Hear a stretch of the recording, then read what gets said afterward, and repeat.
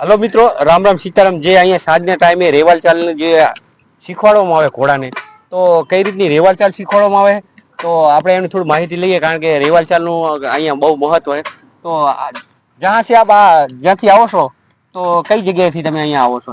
ये लाकड़िया हो गया, ठीक अंजार हो गया, ठीक है। खावड़ा साइट हो गया, यही सब जगह से बच्चे लेते हैं।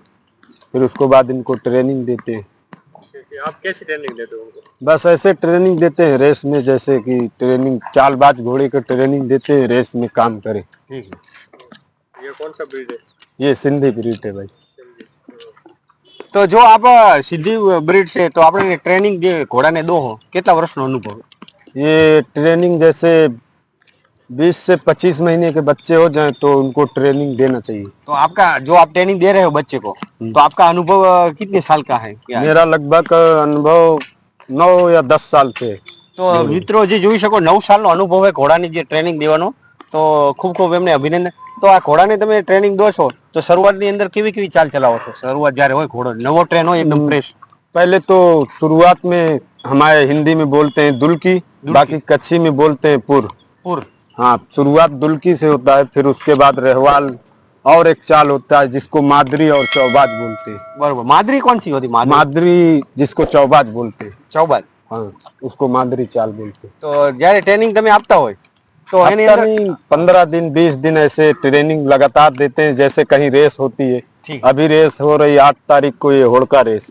તો મિત્રો જે 8 તારીખે હોડકાની અંદર આયોજન થઈ ગયું છે, બિલકુલ આપણે ટૂંક સમયની અંદર જ, ये अगले महीने में અગલે 8 મહિને. तारीख को। તો 11મા મહિનાની 8 તારીખે મિત્રો હોડકાની અંદર વધારજો સૌ મિત્રો. ઘોડા સાથે ઘોડા ના હોય તો આવજો, જોવાનો એકદમ મજા નજારો આવશે. તો મિત્રો એનું જે આયોજન અત્યારે જે અમારે રેવાલ ચાલની પ્રેક્ટિસ કરી રહ્યા છે, કારણ કે મિત્રો ઘોડાનો જે શોખ હોય એ અનેરો રહ્યો છે. તો જે આપણે જોઈએ કે ઘોડાને જે અત્યારે ટ્રેન કરી રહ્યા છે, કે ટ્રેન છે તો છતાં પ્રેક્ટિસ ચાલુ છે.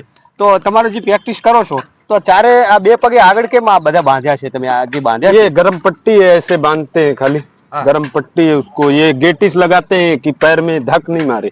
यहाँ पे ठक कहाँ यहाँ लगता है कि यहाँ लगता ये है? अंदर साइड धक मार लेता है ना। अंदर ठक लग जाता है. हाँ તો ચારે પગમાં નાળ તમે લગાવી છે, हाँ, चारों पग में नाल लगाओ छे। તો જે તમે નાળ લગાવો છો એને ફાયદા શું છે આ જુદીના? फायदा ये शू तो कि जमीन में, पक्की जमीन पे हम लोग ज्यादातर वहां से चल के आते हैं। આ ચલ કે આધા तो બરોબર. अगर पक्की जमीन पे आएंगे तो ये सुम घिस जाएगा, तो कच्चा आ जाएगा, तो घोड़ा लंग करने लगता लंग है। इसी वजह से इसके नाल डालते हैं कि लंग नहीं करे।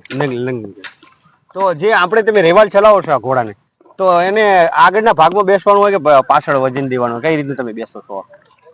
ऐसे बैठ जाते हैं भाई, पीछे को वजन देते हैं, खाली ऐसे मेरे को बैठ के चलाना ही आता है। ઠીક છે.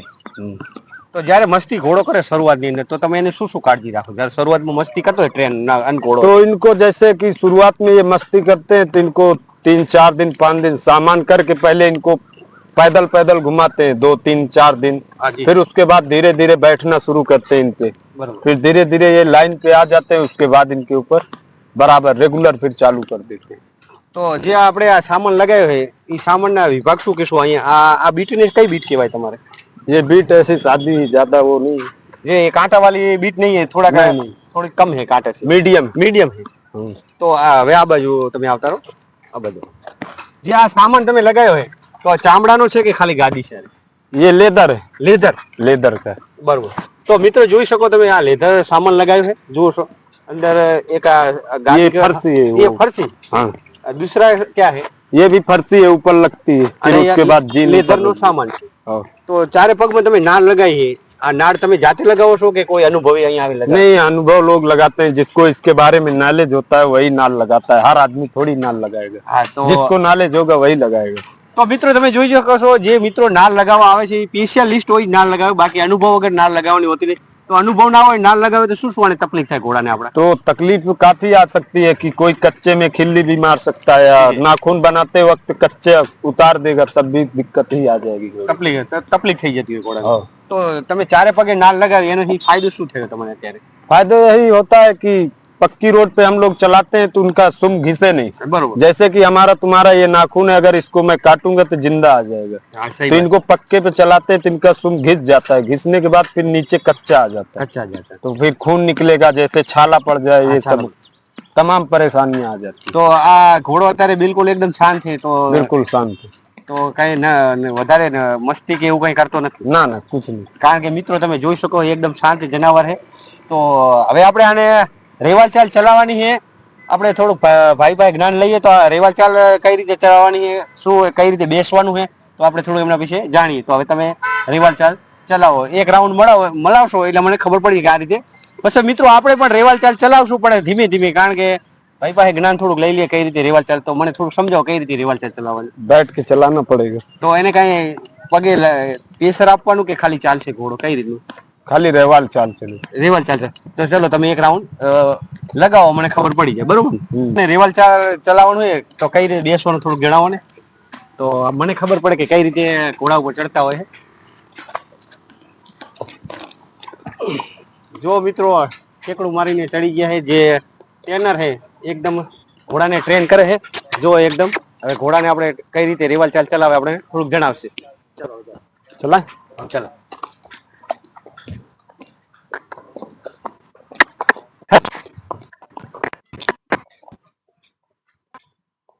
તો મિત્રો જે અમારે ઉસ્તાદ જે રેવાલ ચાલ ચલાવે છે, એ કઈ રીતની રેવાલ ચાલ ચલાવે, એક રાઉન્ડ આપણે પણ મારશું ઘોડાની સાથે।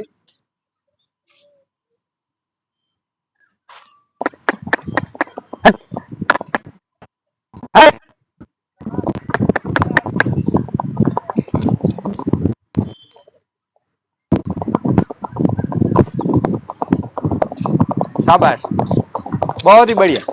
તો મિત્રો હવે આપણે પણ એક પ્રેક્ટિસ કરશું રેવાલ ચાલ ચલાવવાની, કારણ કે મારી ઉંમરમાં મેં કોઈ રેવાલ ચાલ ચલાવી નહીં। તો આપણે એક રાઉન્ડ મારીએ કેવી રેવાલ ચાલ ચાલે। તમે મને કોમેન્ટ કરજો કે રેવાલ ચાલ સારી ચાલી, કારણ કે હું આટલી ઉંમરમાં કોઈ દિવસ રેવાલ ચાલ ઉપર હું ઘોડો ચલાવ્યો નહીં આજ સુધી। તો મિત્રો પહેલી વાર, ફર્સ્ટ વાર, તો હવે આપણે એક રેવાલ ચાલનો આંટો મારી લઈએ। ચલો હવે આપણે એક રેવાલ ચાલનો આંટો મારશું। તો મિત્રો પહેલી વાર જીવનની અંદર રેવાલ ચાલ આપણે ચલાવવા જઈ રહી છે, તો આપણે બિલકુલ શાંતિ રાખશું, કારણ કે અનુભવ આનો નથી આપણે રેવાલ ચાલનો। તો તમે જોઈ શકો છો।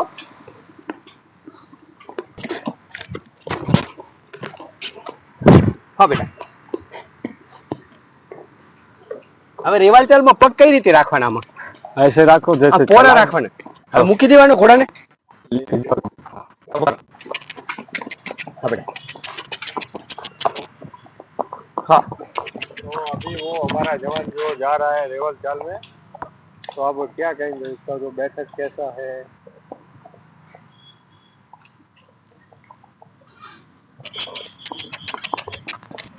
आपको क्या लगता है हमारा जवान कैसा रेवाल चाल में बैठा है? अच्छा बैठा। अच्छा बैठा। हाँ।